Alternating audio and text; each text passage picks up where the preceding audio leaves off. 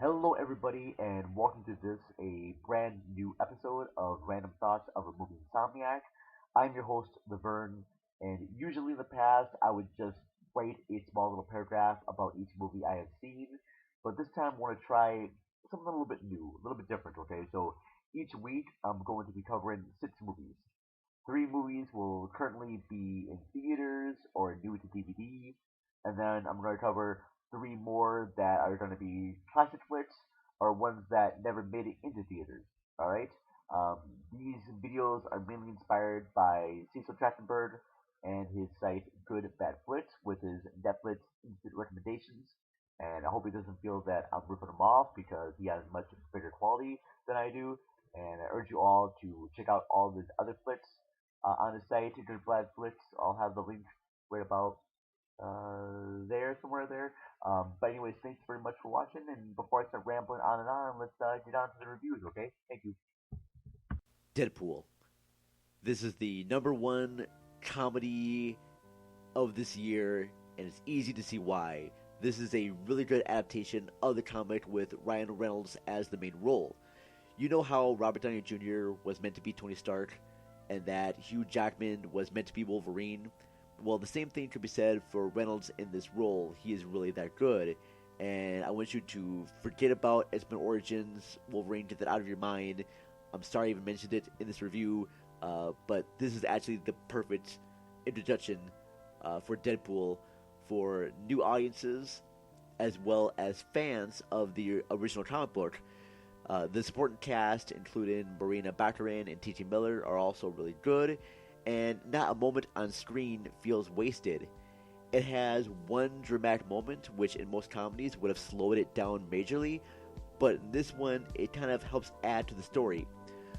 My only hope is that in the sequel, they get the Socialist Sisters to help collaborate with them on the script, because their ideas for what should be in that sequel would be epic and amazing and kick-ass, and I hope they do that.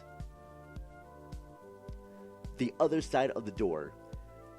In this movie, Sarah Wayne Callies plays a mother who is grieving over the death of her young son following a car accident earlier that year. Her housemaid tells her about this place where she can communicate with her son, but is warned to never open the door, which of course she does. For some reason, this makes her late son become evil, which is never really explained why. Other Side of the Door is a very run-of-the-mill thriller that would have done a lot better if it came out when movies like The Ring or The Grudge were in theaters. The cast does a fine job, but their characters are very one-dimensional. Mother starts seeing some freaky shit. The father, played by Jeremy Sisto, of course doesn't believe her until the very last few minutes of the movie. This story was interesting enough to finish the movie, and if you like the concept behind it, you won't be fully bored. I'm just more upset that there are tons of better horror movies being made that have better storylines, but don't get this type of wide exposure, and I'm curious about why this one does over the other ones. Carol. This beautiful movie shows the developing relationship between two women in the conservative 50s. A lot of recent movies in the past couple of years have tried to show you seduction, but have failed really badly.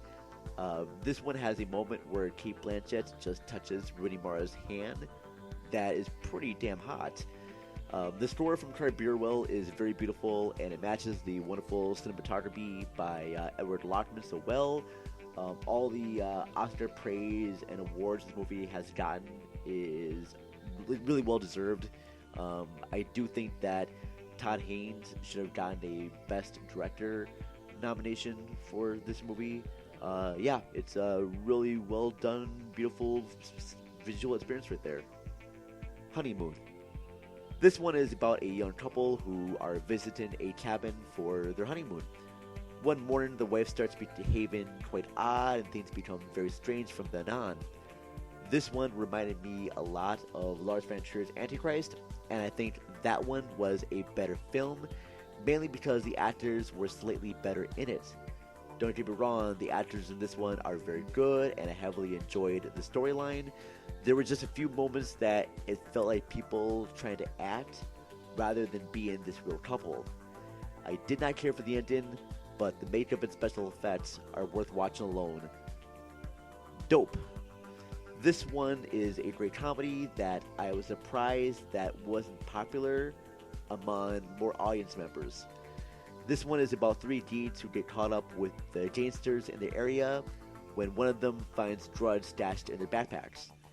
Despite the story being somewhat cliche in places, Dope presents them in fresh and original ways. The three main leads are all really good, and writer-director Rick Famuyiwa manages to even explore racial stereotypes without getting too preachy about it. There's even a cool monologue done by actor Shamik Moore as the character Malcolm that would have been a great way to end the movie instead of putting it before the third act. And I really just like it too because the three geeks in the movie are into 90s hip hop and they have like a punk band. It's a really well done movie that I'm really, as I've said before, I thought for sure this movie would have been a lot bigger, like a big mainstream movie instead of just being an indie feature. Starry Eyes. This one has been on a lot of top 10 lists of horror fans, and I was highly anticipated to see it. The story is about an actress who makes a deal with a satanic cult in order to achieve stardom. This one was difficult for me to enjoy because I had such hatred for the main character. She was this egotistical, jealous bitch who treated her friends like shit way before she chose to go down on Satan. So I can't really feel bad when things are going wrong for her. If the movie took some more time and made you like this character and become more invested in her, then you would be interested to see how she would escape this cult and get things back to normal, but it doesn't. The movie has a very classic 70s style look to it, which I admire very much, and the lead actress, Alexandra Esso, does make a strong presence in this one. I'm curious to see what roles she decides to do next. Um, but yeah, the bottom line here, Starry Eyes, it was good, but just not as great as everyone else has made it out to be.